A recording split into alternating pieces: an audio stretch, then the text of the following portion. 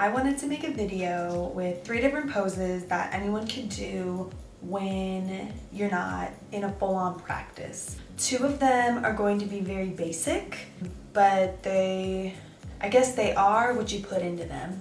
2 of them, you've probably heard about them even if you don't practice yoga regularly.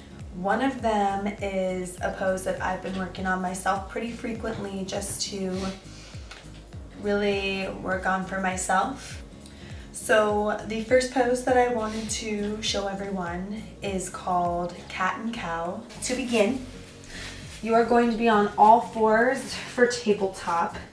You want your back to be as level as possible. Make sure your spine is in a nice and straight line. Your knees are going to be in line with your hips. Your shoulders, elbows, and wrists should all be in line. Something that's super important with tabletop is that you don't put a ton of pressure on those wrists, even though it's super easy to. When you look between your legs, you shouldn't see your feet. They should be in line with your shins. What I'm going to go into is called Cat and Cow. Pretty simple. To begin, you are going to take a deep breath in.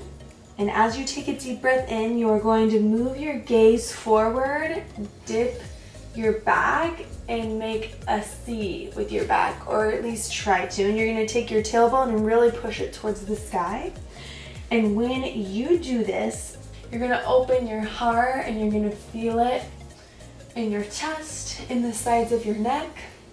And then as you exhale, you're going to curve your back 1 vertebrae at a time. Keep those elbows in. And from these poses, you can flow with your breath. So we'll inhale into cow. And exhale into cat. Really create space between those shoulder blades.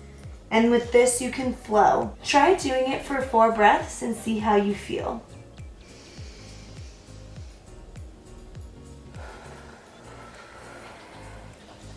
And to relieve the tension off your shoulders and your wrists, go ahead and put your big toes together, knees outward, lean back, and surrender into child's pose.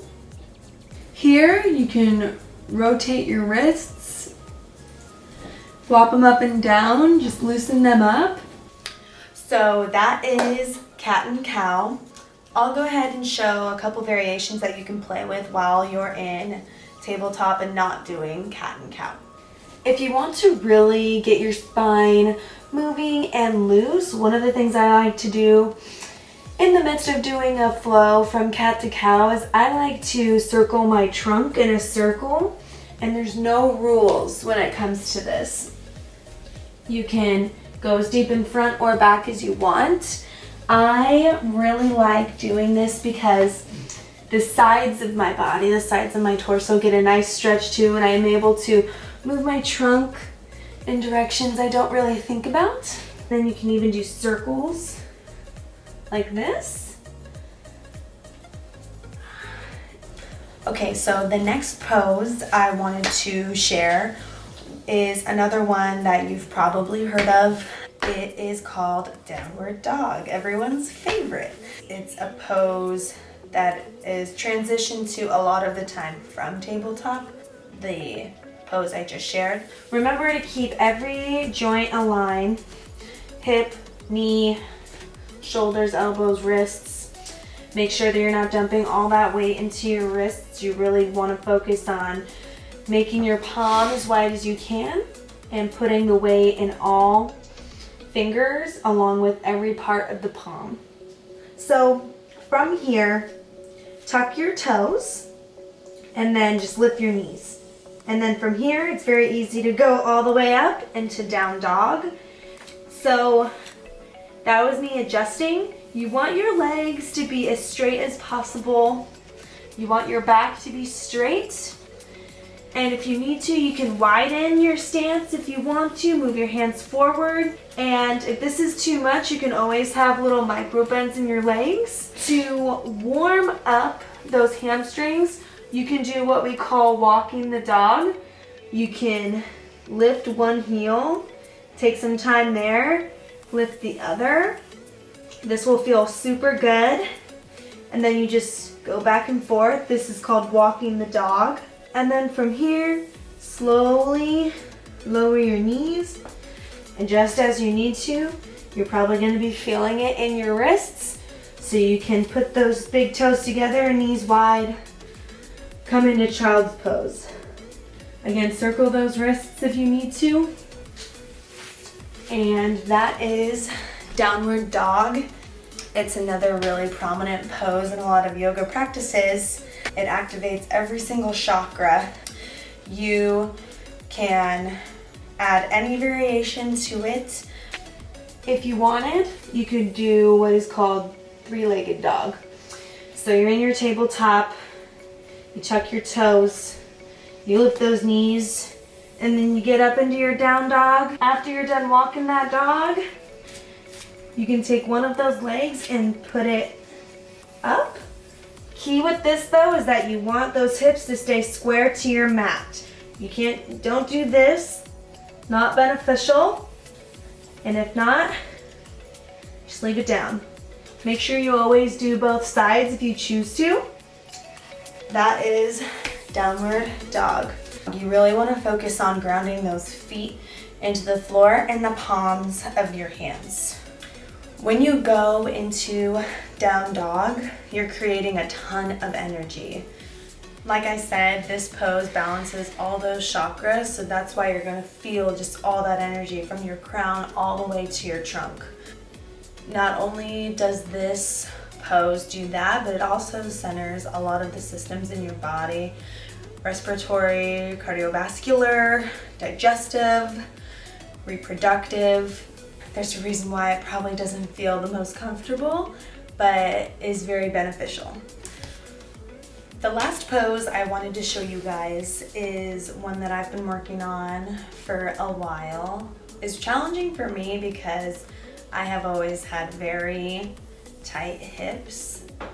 I have a love-hate relationship with this pose. It's Pigeon Pose.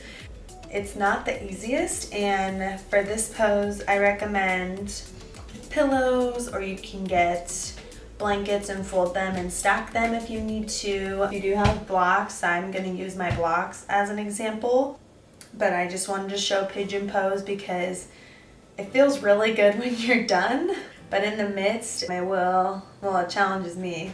That's why I like this pose, because there are 6 different ways you can do it, and no matter what level you're at, you will feel it.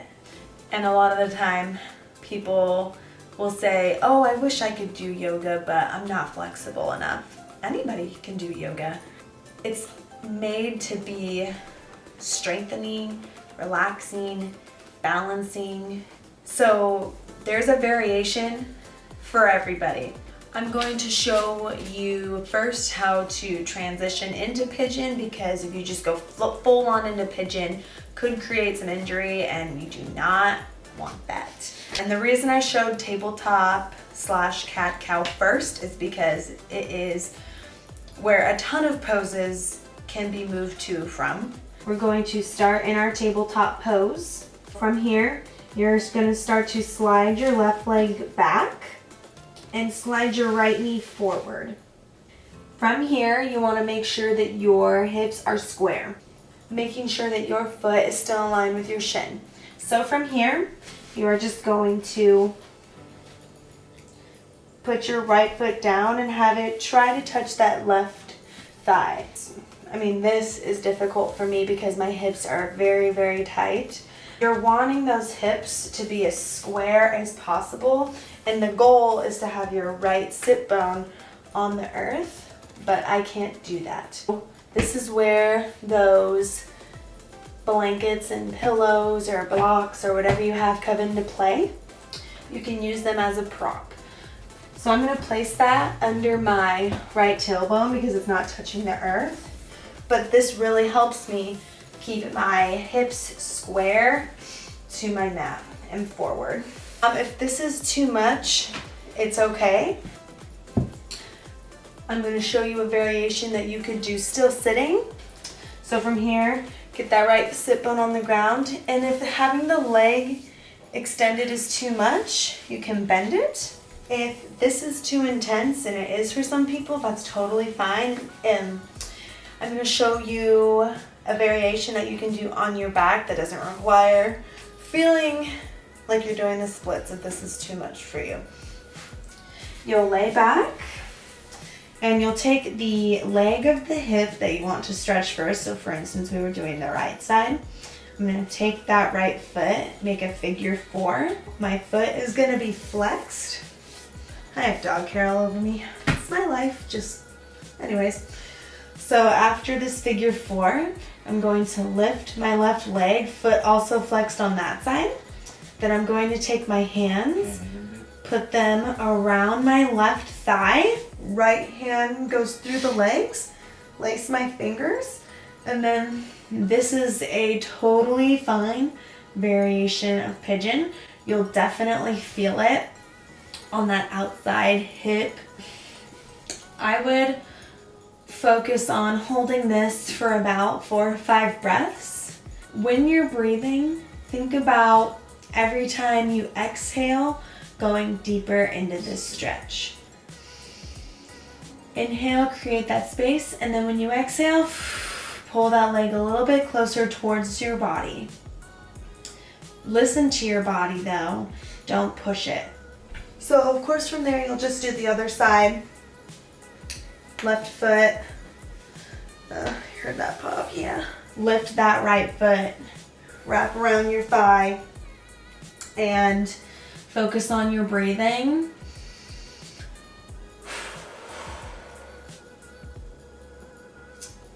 I would hold this for 4 or 5 breaths at least, but there are different variations to pigeon like I said. So I'm gonna do my left side because it's closer. I'm gonna grab my block because I know that I'll need it. I'm going to slide that right foot back, bring that left foot forward, scooch and adjust as necessary. Take that foot, slide it towards my right thigh, grab my block, put it under my left sit bone, making sure that my hips are square, making sure that my leg is all in a line with my foot. Then I'm going to take my left foot and bring it forward as much as I can. And then from here, pigeon pose. Make sure that your shoulders are not all tensed up. I know this is a pretty intense stretch down in the lower half of the body, but you have to relax those shoulders. Breathe them down and back, placing hands on the ground. There's an option to do sleeping pigeon. Walk your hands forward, 4 hands on the ground. Did I say 4 hands? I meant forearms. 4 arms on the ground. You can bow your head, sleeping pigeon. Walk those hands back up once you feel like you don't want to be in sleeping pigeon anymore. There's a pretty cool variation to this as well called King of Pigeons. If you're flexible enough, please try it. I'm going to describe it and try it as best as I can. Like I said, my hips are, I think, older than I am.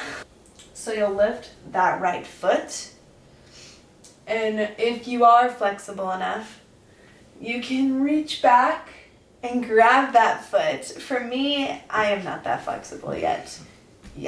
But something I can do is I can lift that foot and grab it with the same arm with the foot that's in the back. I stabilize myself by putting my hand on my thigh, or you can do the ground. So lift that foot. And when you go to grab that foot, make sure your gaze is towards that shoulder. Make sure your shoulders are still down. That is pigeon. I'm going to transition out of this. That pose is pretty intense, so I'm going to go into child's pose and restore myself. Big toes together, knees apart, and just bow. All poses in yoga have internal benefits as far as external benefits, if that makes sense. So with pigeon, you're going to feel very much the opening of those hips, but the systems that are balanced once you're done with the pose on both sides are the lymphatic, the immune system, skeletal, muscular. For me, I write down how I feel after most of my practices, or if I try a pose in a different variation that I've done before, or if I've pushed myself. Not everybody has to do that. It's not like you need a pen and paper and carry around a huge notebook everywhere. You can just type it in your phone, keep it as a note in there, talk about it with a friend or a family member, or talk to your dog about it. That's what yoga is. It's not just about how your hips feel afterwards in pigeon. It's how your organs feel. It's how your breath feels afterwards. It's how your mind is operating afterwards. Share that with people. It feels great to talk about it. Other people would probably be curious too. Why not share? Or journaling if you're not an open person like that. So what I'm getting at is whatever works for you, do it for you. That's what yoga is. Thank you for watching. Let me know how you feel afterwards if you try these things. If you found that some props in your house worked for pigeon because you don't have a yoga blog, maybe share in the comments and other people can try. Thank you very much, guys. Please let me know what else you would like to see. The light in me honors the light in you. Namaste.